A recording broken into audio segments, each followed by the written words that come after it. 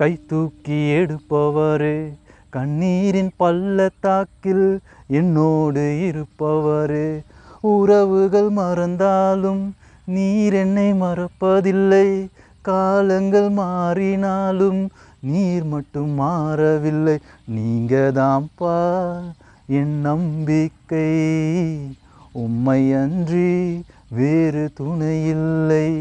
கலங்கின நேரங்களில் இந்த மாதிரி இசைக்கருவிகள் வாசிங்க, கர்த்தருடைய பாடல்களை பாடி துதிங்க. நம்முடைய சத்திய வேதம் சொல்லுகிறது, கர்த்தரை நான் எக்காலத்திலும் ஸ்தோத்தரிப்பேன், அவருடைய துதி எப்பொழுதும் என் வாயில் இருக்கும்.